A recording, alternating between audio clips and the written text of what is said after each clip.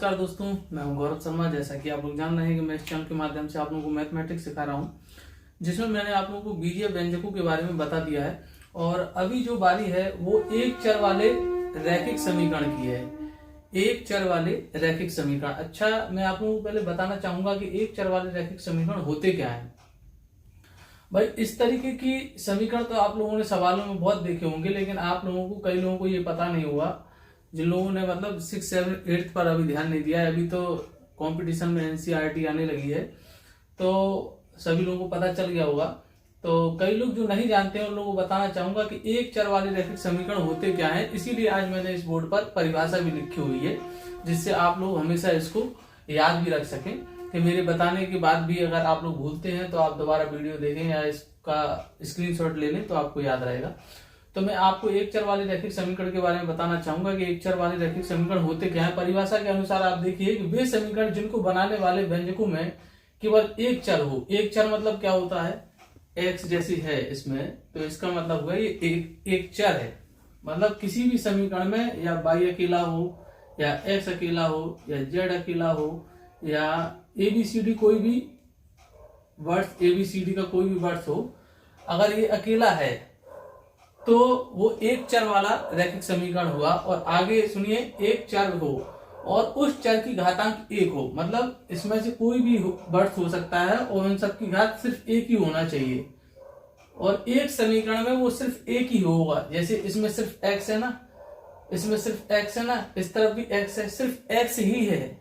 मतलब दो तो हो सकते हैं, तीन भी हो सकते हैं, लेकिन होगा सिर्फ एक्स। जैसे अगर इधर बाई होता, बाई कहीं भी बाई आ जाता, लेकिन बाई की पावर 2 नहीं होती, क्योंकि ऐसे ही 2 हो जाती है तो द्विघातीय समीकरण बन जाता है। जब तक पावर 1 है, जब तक वो एक रैखिक समीकरण है, और जैसी पावर 2 होती है तो वो हो जाता है द्विघातीय रैखिक समीकरण। तो अभी ये क्या है, सिर्फ एक चर वाला रैखिक समीकरण। तो एक चर वाले रैखिक समीकरण की परिभाषा तो आप लोगों की समझ में आई गई हो। जिस समीकरण में सिर्फ एक चर हो और उस चर की घातांक सिर्फ एक हो, उस समीकरण को रैखिक समीकरण बोलते हैं। तो इस तरीके से मैंने आप लोगों के लिए ये परिभाषा लिख के रखी थी और आप लोग इसको याद भी कर लें। तो आइए अब सॉल्व करते हैं आज रैखिक समीकरण। तो जैसे सवाल हमको दिया हुआ है x + 1 = 5, तो इसको पहले वाले का पहले मैं यहाँ लिख दे रहा हूँ सॉल्व, और सॉल्व मैं डायरेक्ट करता जाऊंगा। जैसे मैं पहला वाला डायरेक्ट कर रहा हूँ, सॉल्व हो रहा है पहला वाला, आंसर नहीं लिखूंगा, सॉल्व लिख दिया है। पहला होगा, फिर दूसरा, फिर तीसरा, सबकी सॉल्यूशन। पहला वाला क्या हुआ, x + 1 = 5। ये हमको एक समीकरण दिया है जिसमें हमको x की वैल्यू फाइंड करनी है। x की वैल्यू फाइंड करनी है तो कैसे होगी, जब हम इसको सॉल्व करेंगे तो x जो प्लस का 1 है वो बराबर के उस तरफ चला जाएगा। जैसे ही वो बराबर के उस तरफ जाएगा तो जो साइन है वो माइनस में बदल जाएगा। तो x बराबर क्या हो जाएगा, 5 - 1 4। कोई भी संख्या जो बराबर के उस तरफ जाती है और इस तरफ जो भी चिन्ह हो, जैसे प्लस हो या माइनस हो, गुणा और भाग का एक अलग सिस्टम होता है। प्लस और माइनस से संबंधित बात बता रहा हूं कि अगर प्लस है तो उस तरफ जाएगी तो माइनस हो जाएगी, और अगर माइनस है तो उस तरफ जाएगी तो प्लस हो जाएगी। तो ये पहला सवाल इस तरीके से हो गया। और दूसरा सवाल आप लोग, चलिए दूसरा भी एक बार बता देता हूं। दूसरा सवाल हो गया 3x + 2 = 5। चलिए सॉल्व करिए।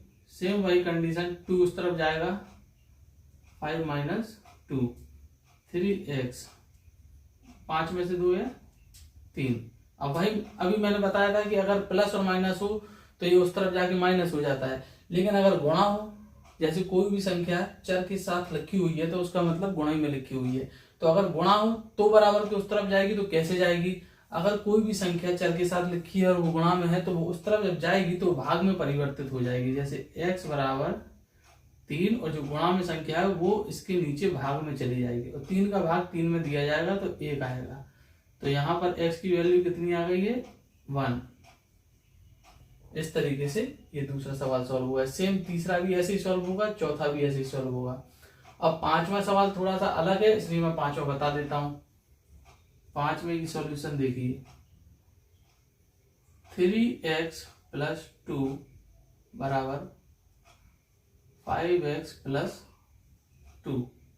ध्यान दीजिएगा, जो चर वाले पद हैं जो चर वाले पद हैं उनको एक तरफ कर लेते हैं और संख्या वाले एक तरफ कर लेते हैं। सबसे पहले यही किया जाता है।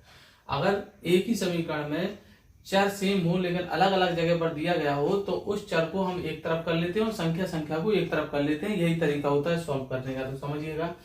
तो हम क्या करते हैं कि 5x को, और देखिए और दूसरी चीज भी बताना चाहूंगा, जैसे यहाँ पर 3x छोटा है और 5x बड़ा है, तो कोशिश ये कीजिएगा कि माइनस प्लस का जब चिन्ह हो, अगर मान के चलिए इसके पास माइनस होता तो आप इसको इस तरफ ला सकते थे, क्योंकि माइनस और प्लस से ये पता चलता है कि बड़ी कौन सी है और छोटी कौन सी है। अगर कोई भी संख्या के आगे माइनस है और वो संख्या कितनी भी बड़ी है वो छोटी ही कहलाएगी। तो अभी यहाँ पर दोनों प्लस में ही है, तो यहाँ पर 5x बड़ा है और 3x छोटा है, तो कोशिश कीजिए कि 3x को उस तरफ ले जाएं और ये 2 को इस तरफ ले आए। ये जब 2 इस तरफ आएगा तो ये हो जाएगा, ये 2 वाला ऐसे ही ऐसा लेगा, ये वाला 2 आएगा तो ये -2 हो जाएगा, क्योंकि प्लस की संख्या जब बराबर के इस तरफ आए या उस तरफ जाए तो माइनस प्लस हो जाती है, प्लस माइनस हो जाती है, और गुणा जो है भाग में परिवर्तित हो जाती है, ये भी समझिएगा, ठीक है। और ये 5x जो है ऐसा ही का ऐसा, और 3x को हम उस तरफ ले जाते हैं तो ये माइनस का 3x हो जाएगा, क्योंकि ये इस समय प्लस का है।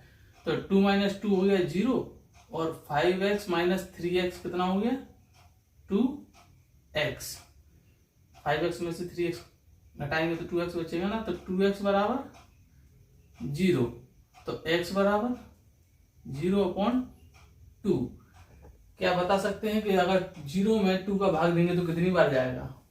ऐसे तो कोई 0 ही आएगा आंसर। इस तरीके से ही सॉल्व हो जाएगा। आगे के सवाल भी सेम इसी कंडीशन पे आधारित है, तो इनको भी सॉल्व कर लीजिएगा। और जो भी समस्या आती है वो आप लोग मुझसे इस कमेंट में, वीडियो के कमेंट में मुझसे पूछ सकते हैं, और मैं आपको नेक्स्ट वीडियो में उसका सॉल्यूशन भी बताऊंगा। और कोशिश कीजिएगा मुझसे जुड़े रहिएगा, और मैं आप लोगों की जो एडवांस मैथ है उसको मैं इतना टाइट कर दूंगा कि कोई भी पेपर हो सॉल्व कर देंगे आप।